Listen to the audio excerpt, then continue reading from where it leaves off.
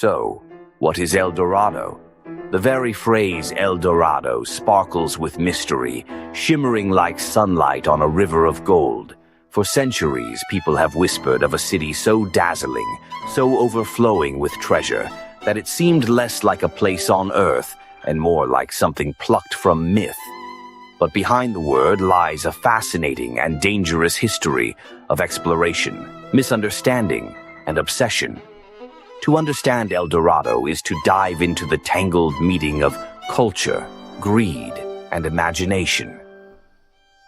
The basics. At its most literal, El Dorado translates to the Golden One in Spanish. But here's the tricky part.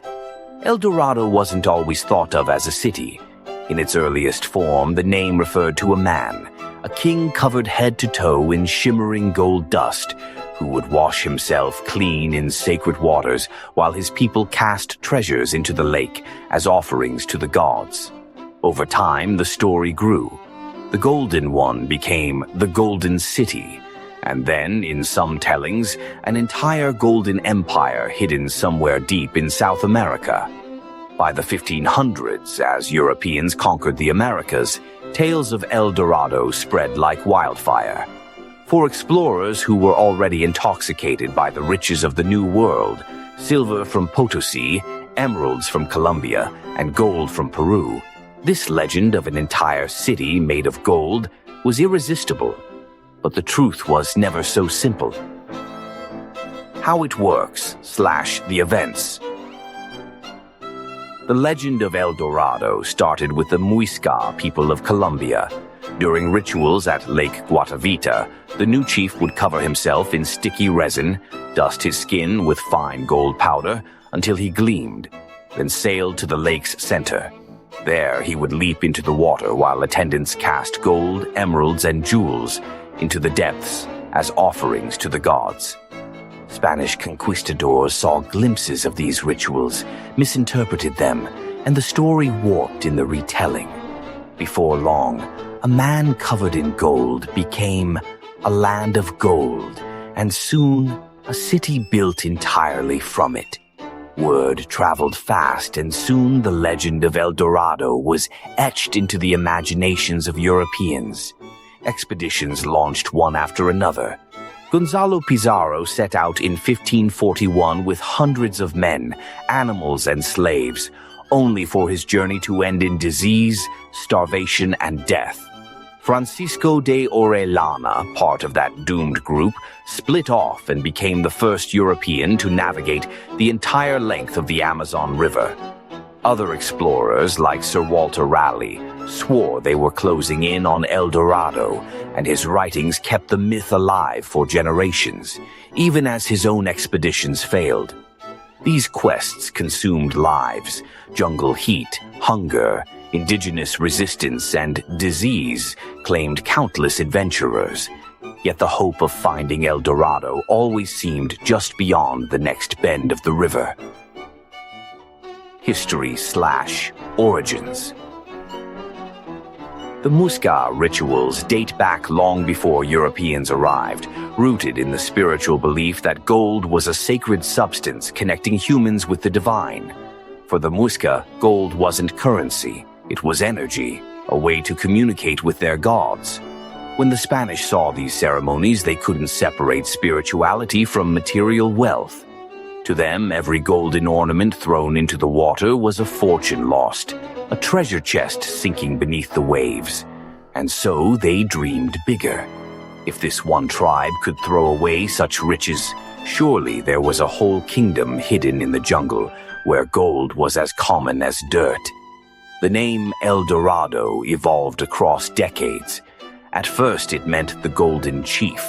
Later it was imagined as a golden kingdom, sometimes placed in the high Andes, other times in the low Amazon, shifting on maps like a mirage.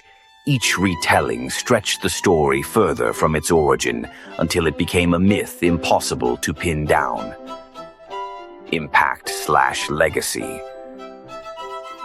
El Dorado left a lasting impact on both history and culture. For the Spanish, it fueled centuries of exploration, costing countless lives and reshaping the geography of South America. Many rivers were mapped and vast jungles crossed, not in the name of science, but in the fevered hope of treasure. For the Muisca people, it meant destruction. Their rituals, once sacred, became the seeds of myth used as justification for conquest. Lake Guatavita itself was drained multiple times by treasure hunters hoping to find offerings at its bottom.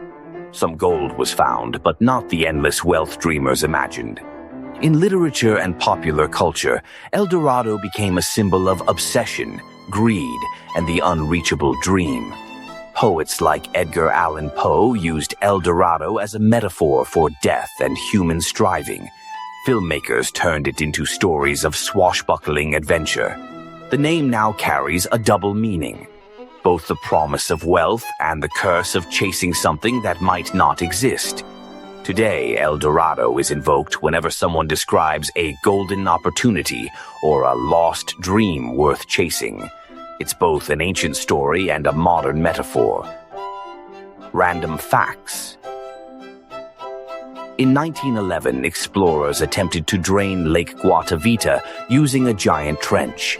They did recover artifacts, gold ornaments, and jewelry, but most treasures sank deep into the mud. Sir Walter Raleigh claimed El Dorado was near the Orinoco River, and his writings helped inspire English colonization efforts in the Americas.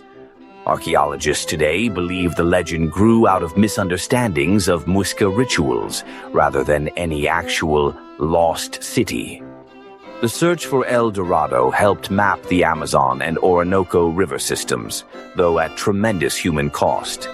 Some treasure hunters still believe untouched offerings lie beneath Lake Guatavita to this day. Conclusion. So, what is El Dorado? It is not a single place you can point to on a map. Instead, it's a mirror reflecting human desires.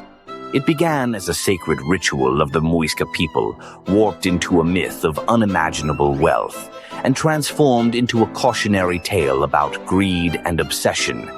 El Dorado is both history and legend, both tragedy and inspiration. The true treasure was never the gold itself. It was the lessons we learned about ambition, conquest, and the dangers of chasing illusions. If you also like learning random things, subscribe. You have found your happy place. Poem, The Golden Mirage. Through jungle's breath and river's bend, they chased a dream that had no end. A city shining out of sight, a phantom forged of greed and light. The chief of gold, the lake's embrace, a ritual lost, a sacred place.